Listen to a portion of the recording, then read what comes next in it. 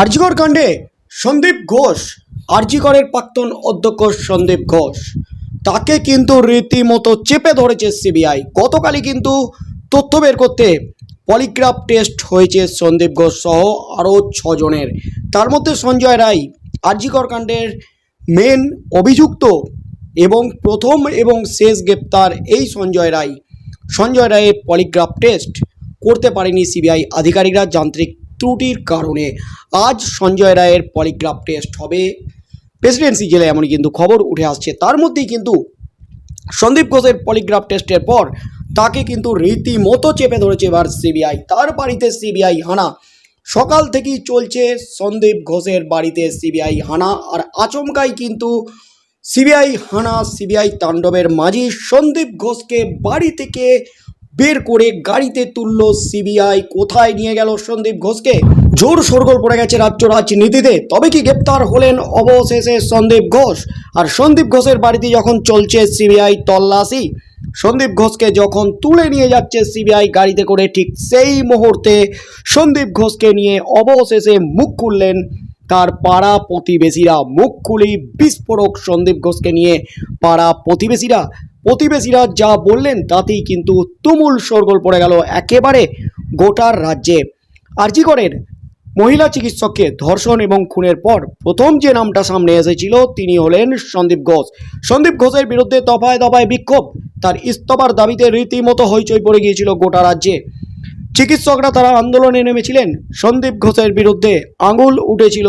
তা সত্ত্বেও সন্দীপ ঘোষকে রীতিমতো এক দপ্তর থেকে অন্য দপ্তরে বিভিন্ন পদ দিচ্ছে রাজ্য সরকার, রাজ্য স্বাস্থ্য দপ্তর। এই নিয়ে কিন্তু জোর বিতর্ক গোটা রাজ্যে।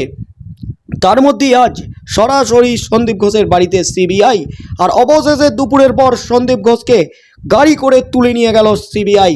তার মধ্যেই কিন্তু মুখ খুললেন এবার সন্দীপ ঘোষের প্রতিবেশীরা। এই মুহূর্তে কিন্তু একেবারে সন্দীপ ঘোষকে নিয়ে হুলস্থুল গোটা রাজ্য।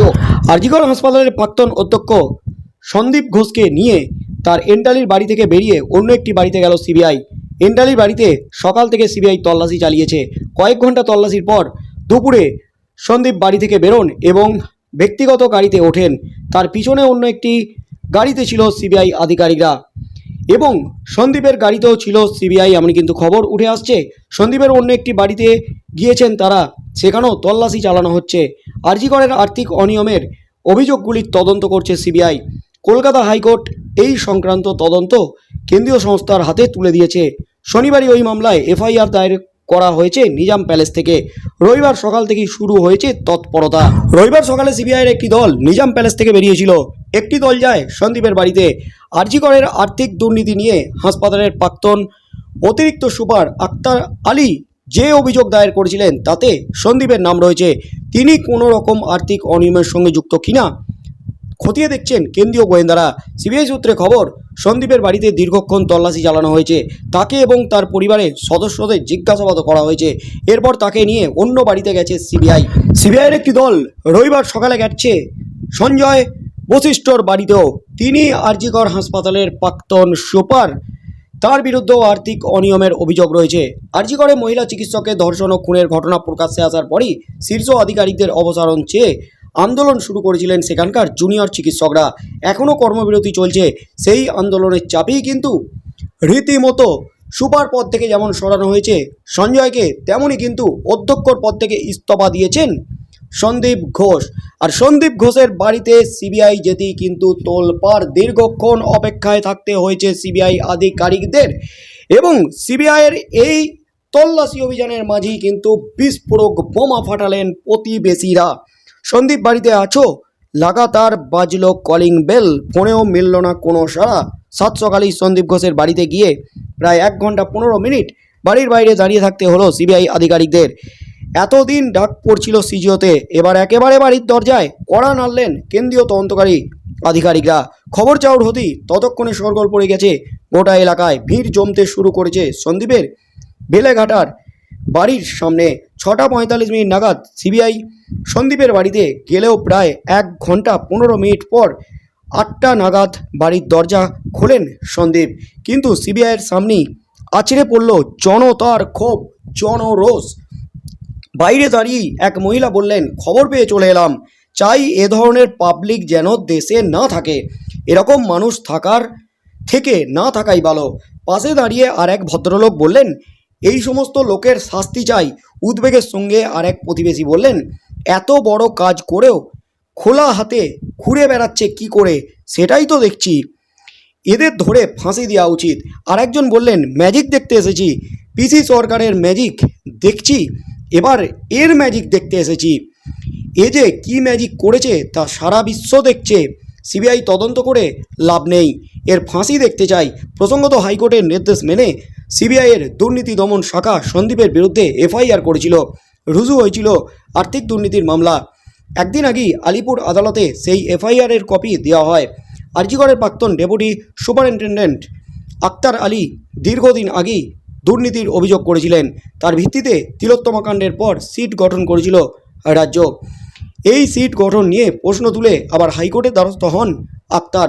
তার দাবি ছিল তদন্ত করতে হবে কেন্দ্রীয় তদন্তকারী সংস্থাকে। তার আবেদনে সাড়া দেয় হাইকোর্ট। তারপরই তদন্তভার যায় সিবিআইয়ের হাতে। আর তারপরেই কিন্তু রীতিমতো একেবারে সিবিআই দিন সন্দীপ ঘোষকে জেরা করেছে আরজিকর কাণ্ডে। আর তারপর আজ একেবারে তার বাড়িতে হাজির। দীর্ঘ 1.5 ঘন্টা ধরে অপেক্ষা করতে হলো সিবিআই আধিকারিকদের। রীতিমতো নাজেহাল করে ছাড়লো সিবিআইকে প্রথম সন্দীপ ঘোষ। তারপরই কিন্তু সন্দীপ ঘোষের বাড়িতে চলছে টানা তল্লাশি অভিযান। তার মধ্যেই কিন্তু সন্দীপ ঘোষকে নিয়ে খুব উগরে দিলেন সিবিআইয়ের সামনে স্থানীয় বাসিন্দারা, প্রতিবেশীরা, সব কিছু কিন্তু বলে দিলেন প্রতিবেশীরা, এই সমস্ত মানুষের থাকার থেকে না থাকা ভালো, এর ফাঁসি দেওয়া উচিত। পিসি সরকারের ম্যাজিক দেখেছি, আর এই লোকটা কি ম্যাজিক করেছে সেটা প্রত্যেকেই জানে। অর্থাৎ একের পর এক ক্ষোভ কিন্তু আছড়ে পড়ল, জনরোষ আছড়ে পড়ল সন্দীপের বাড়ির সামনে। তার পাড়া প্রতিবেশীরাও জানে যে সন্দীপ কি জিনিস। যে অভিযোগটা গোটা রাজ্য জুড়ে উঠে গেছে সন্দীপের বিরুদ্ধে, এবং তার সাথে সাথে আরজিকরের চিকিৎসকরাও কিন্তু যার বিরুদ্ধে আন্দোলনে নেমেছেন সেই সন্দীপ ঘোষ। সেই সন্দীপ ঘোষের বিরুদ্ধে ভুরি ভুরি দুর্নীতির অভিযোগ। আর সেই সন্দীপ ঘোষের বিরুদ্ধে সিবিআই তল্লাশি অভিযানে গেলেই, তার বাড়িতে গেলেই কিন্তু সিবিআইকে রীতিমতো ক্ষোভ উগরে দিলেন, সিবিআইকে সব কিছু বলে দিলেন সন্দীপ ঘোষের কুকীর্তি।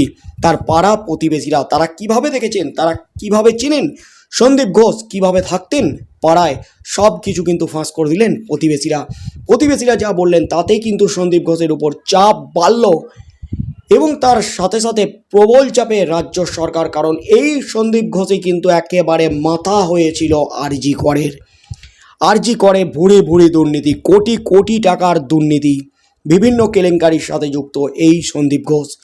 এই তদন্তে কী তথ্য উঠে আসে, সন্দীপ ঘোষকে সিবিআই কোথায় নিয়ে গেছে, শেষ পর্যন্ত গ্রেপ্তার হয় কি না, কি হতে চলেছে আগামী দিনে। সন্দীপের সাথে সাথে সঞ্জয়কেও কিন্তু জেরা চলছে, সঞ্জয় বশিষ্ঠকে, প্রাক্তন সুপার, তাকেও কিন্তু জেরা চলছে। শেষ পর্যন্ত কি হতে চলেছে, তুই রাঘব বল এবার সিবিআইয়ের জালে ধরা পড়ে কিনা, সেদিকেই চোখ থাকবে গোটা রাজ্যের।